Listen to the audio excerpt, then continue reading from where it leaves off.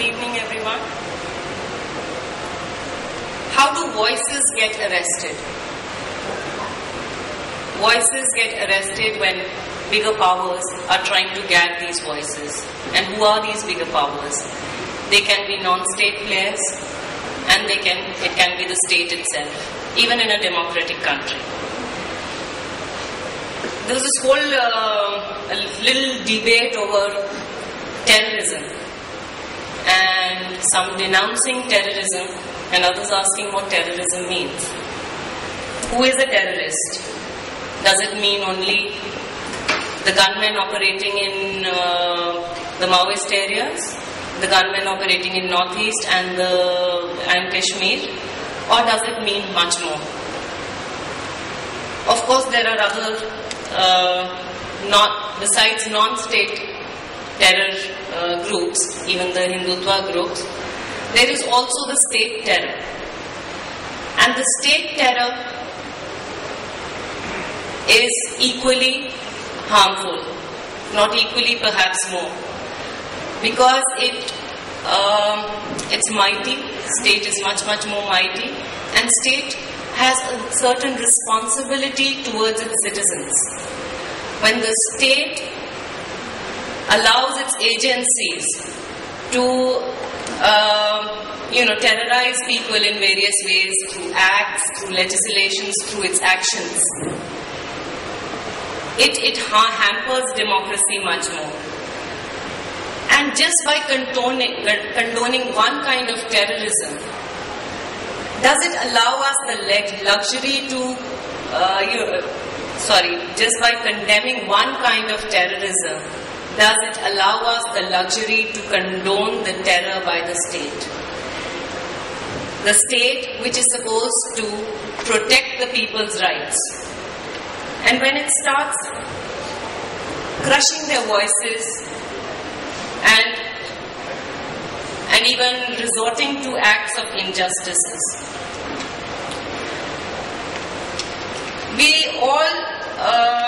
there was also this talk about India being a very vibrant democracy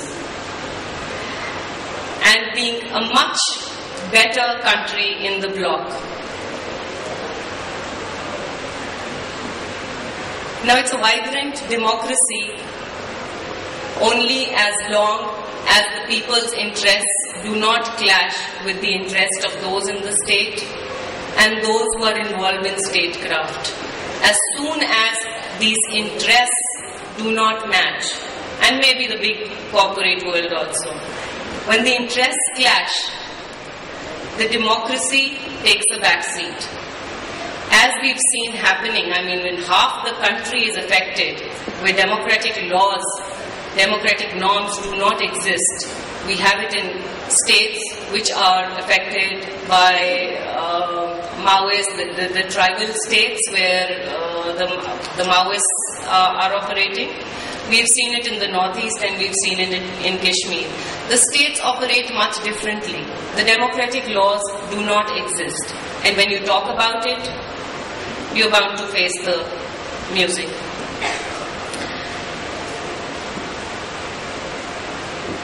The irony in a democracy is that when the voice of the state booms, the people's voices get crushed.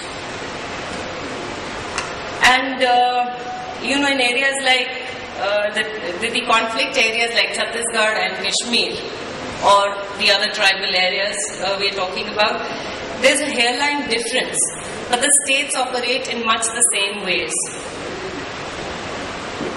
The state, there is a hairline difference between areas like Chhattisgarh and areas like Kashmir and Northeast on the other hand. In Chhattisgarh, whatever happens is for the control of economy. In areas like Kashmir and Northeast, the reasons of the state are more for political control. But the actions are always the same. Surprisingly, it's very systematic, how voices are gagged. People being jailed, laws being invoked, sometimes very old, archaic British laws like the sedition law, in which Vinayak Sen has been a victim, and many others have been victims. Arundhati Roy today is challenged by this law. And I'm sure, I mean, earlier Mr. Vinayak Sen was comparing his case to Gandhi's. And I have a vague suspicion Gandhi was killed by Godse soon after, this country became independent. And going by the way the state now behaves, I have a strange suspicion that Gandhi may have been jailed even in an independent India. And especially seeing the way things are in Kashmir, and I would like to focus more on the Kashmir case where, people have been picked up and jailed and for what they stand for.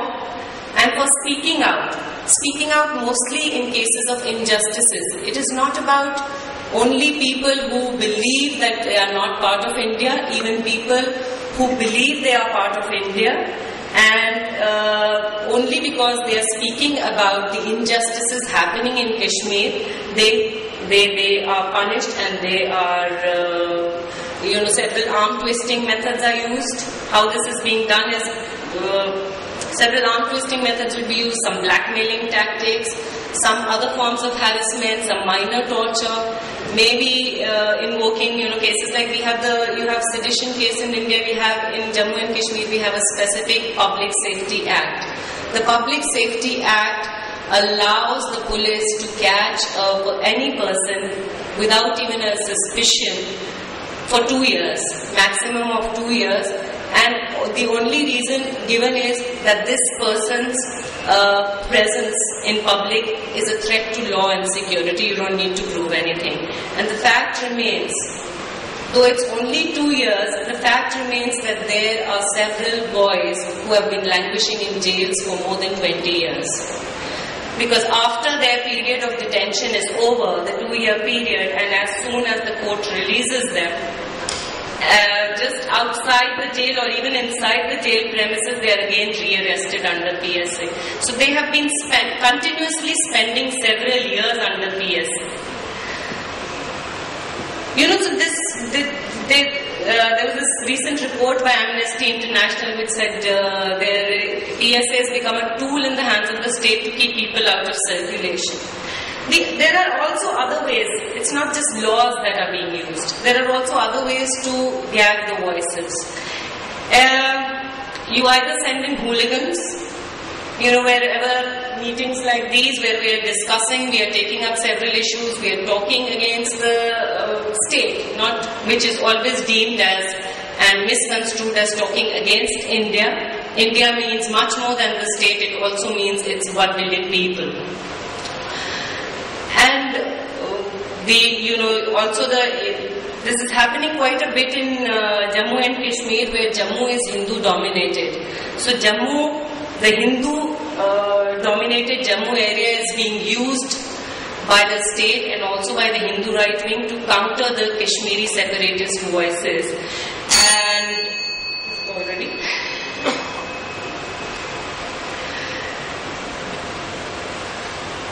And they, barge into meetings, they harass people, they try to disrupt their meetings. Apart from this, there are curbs on media. The media offices in Srinagar last year, for 14 days there were no publications at all because the government didn't allow that. Apart from that, advertisement backups and all these kind of things are making media more and more dependent on the government or other means of, other kinds of sources. And the most important thing, peaceful protests are not being allowed in Kashmir or anywhere in Jammu, which is supposedly much more peaceful. The beginning of 90s, there was a lot of militancy, but then it gradually reduced after 96. But we have the same amount of militarization. 7 lakh forces, they stay put even as the number of militants, officially as they claim, has reduced to 500. Which may be much less than any other part, maybe in some parts of the country. That high level of militarization is already there, and then the protests are not allowed, they are discouraged. Any kind of democratic protests, like we have the Association of Parents of Disappeared Persons, these are mothers and wives of men who disappeared in custody, and they have no knowledge about what happened to them, and they have taken a position saying that we demand to know what happened to them. And they've been seeking justice through very peaceful ways, holding meetings, going to different forums, and taking recourse to court cases and things like that. But they have been discouraged in many ways. These voices are not heard. And many other, several other campaigns, like we had a campaign in 2009 for the Shopian rapes and victims, which became big news.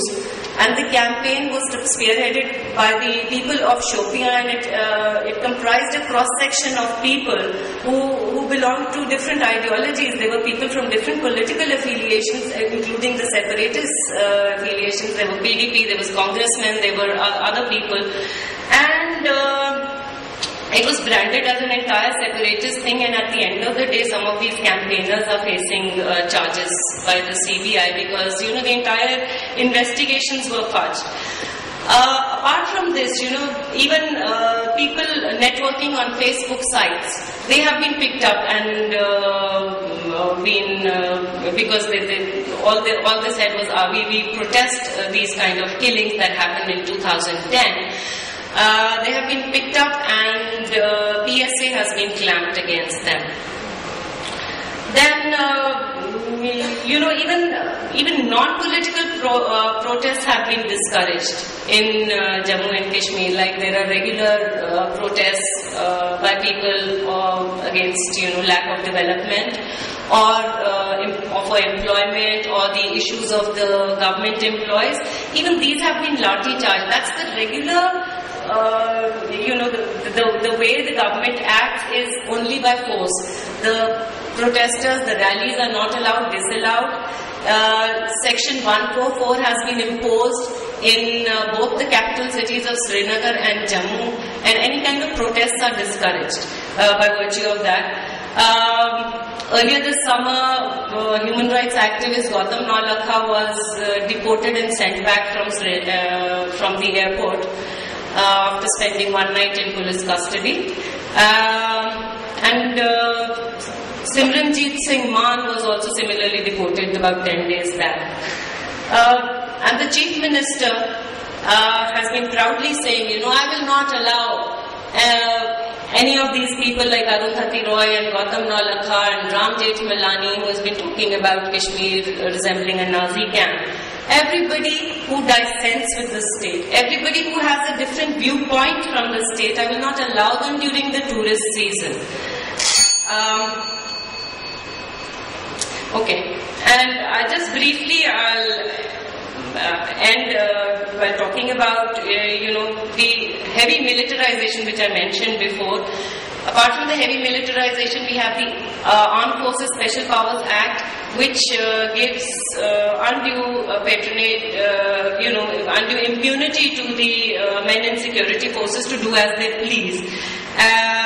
There is also the SOG of the police, the Special Operation Group, which is directly under the command of Home Ministry.